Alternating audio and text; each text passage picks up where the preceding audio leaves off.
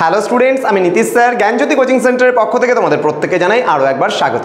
তো স্টুডেন্টস, আজকে আমি তোমাদের সঙ্গে আলোচনা করব এনইপি 4 ইয়ার আন্ডার গ্র্যাজুয়েট প্রোগ্রামের অধীনস্থ যে সমস্ত ছাত্রছাত্রীরা নর্থ বেঙ্গল ইউনিভার্সিটি আন্ডারের বিভিন্ন কলেজগুলোতে পড়াশোনা করছো এবং হিস্ট্রি মেজর বা অনার্স নিয়ে পড়াশোনা করছো, তাদের জন্য আজকে মেজর পেপার 4 থেকে অতি গুরুত্বপূর্ণ একটা বিষয় নিয়ে আলোচনা করবো, সেটা হচ্ছে নালন্দা ইউনিভার্সিটি।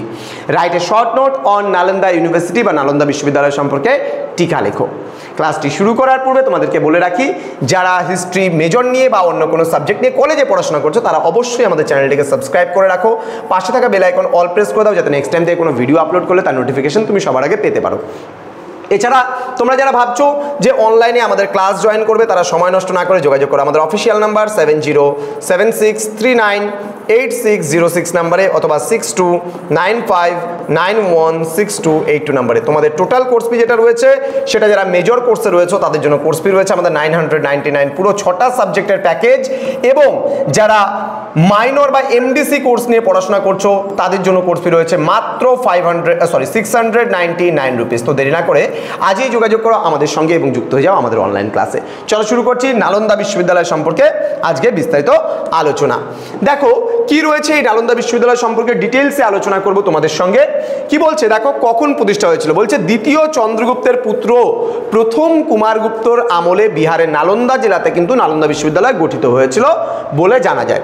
তাহলে কি দ্বিতীয় চন্দ্রগুপ্তের পুত্র কে ছিল? প্রথম কুমারগুপ্ত। এবার এই প্রথম কুমারগুপ্তের আমলেই বিহারের নালন্দা জেলাতে এই নালন্দা বিশ্ববিদ্যালয় প্রতিষ্ঠিত হয়েছিল। এটা হচ্ছে নালন্দা বিশ্ববিদ্যালয়ের ধ্বংসাবশেষ তোমরা দেখতে পাচ্ছ। যদি এখনো যাও নালন্দা বিশ্ববিদ্যালয়ের ধ্বংসাবশেষ কিন্তু তোমরা দেখতে পাবে বিহারের নালন্দা জেলায়। কি বলছে, প্রাচীন ভারতে কিন্তু নালন্দা বিশ্ববিদ্যালয় ছিল বিশ্ববিখ্যাত বা বিশ্বখ্যাত বলতে পারো, কারণ বিশ্বের মধ্যে এত বৃহৎ বিশ্ববিদ্যালয় কিন্তু আর দ্বিতীয় একটা কিন্তু ছিল না। তাহলে নালন্দা বিশ্ববিদ্যালয় এত নাম করা ছিল আমাদের ভারতবর্ষের, বিশেষ করে বিহারে। এই বিশ্ববিদ্যালয়ে পাঠ গ্রহণ করতে চাইলে পরীক্ষার্থীদের কঠোর প্রবেশিকা পরীক্ষায় উত্তীর্ণ হতে হতো। যেমন মনে করো তুমি ডক্টরি যদি জয়েন করতে চাও, জয়েন্ট এন্ট্রান্স এক্সাম তোমাকে দিতে হয়। ঠিক একইভাবে মনে করো আমরা বিভিন্ন চাকরির পরীক্ষায় যদি যুক্ত হতে চাই, আমাদের পরীক্ষা দিতে হবে, এন্ট্রান্স এক্সাম দিতে হবে, তারপরে তো আমি চাকরিতে জয়েন করতে পারবো।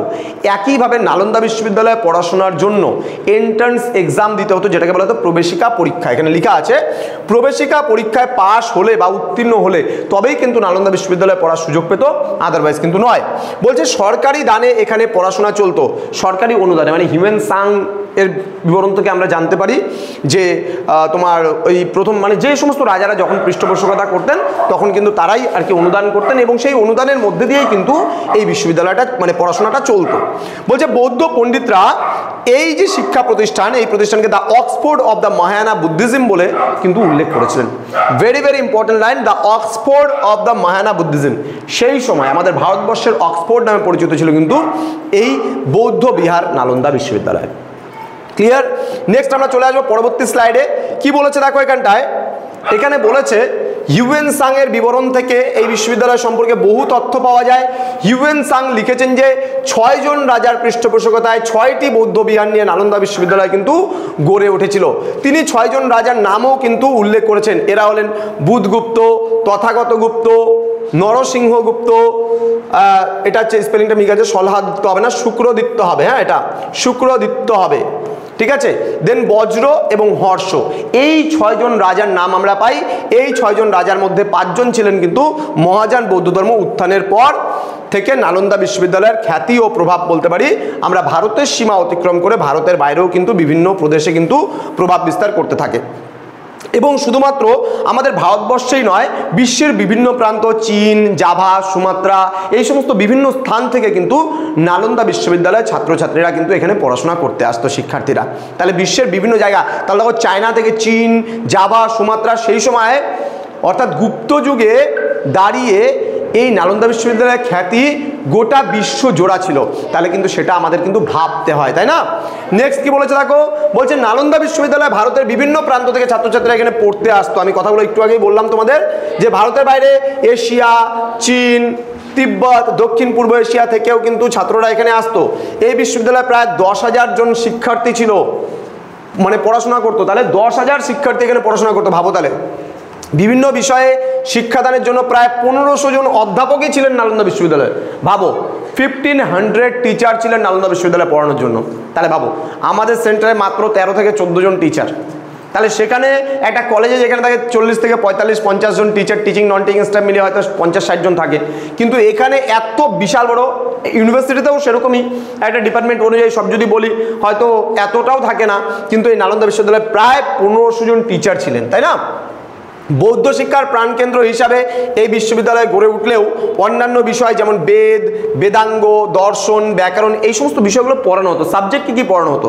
তার মধ্যে বেদ, বেদাঙ্গ, দর্শন, ব্যাকরণ, যোগশাস্ত্র, উপনিষদ, চিকিৎসাবিদ্যা, গণিত প্রভৃতি বিষয় কিন্তু এখানে শিক্ষাদান করা হতো।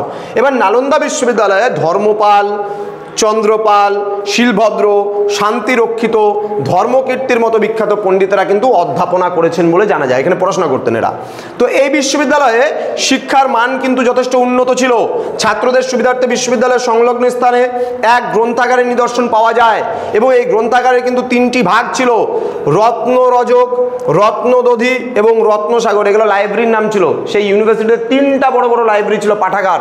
আচ্ছা, হিউয়েন সাংয়ের মতে নালন্দা বিশ্ববিদ্যালয় ছিল এশিয়ার মধ্যে শ্রেষ্ঠ শিক্ষা প্রতিষ্ঠান।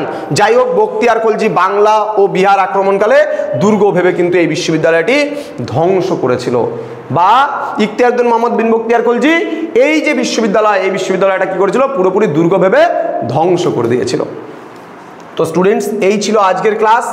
তো তোমরা যারা ভাবছো যে আমাদের সেন্টারে জয়েন করবে এবং আমাদের কাছে ক্লাস করবে, নোটসপত্র নেবে, সাজেশনস নেবে, তারা সময় নষ্ট করো না, আজই যোগাযোগ করো আমাদের সঙ্গে। আমাদের অফিসিয়াল নাম্বার 6295916282 এবং 7076398606 নাম্বারে। দেখা হচ্ছে খুব তাড়াতাড়ি আরও একটা নতুন ভিডিও নিয়ে তোমাদের সঙ্গে। তোমরা প্রত্যেকে ভালো থেকো, সুস্থ থেকো। Thank you so much, thanks for watching after all, thank you.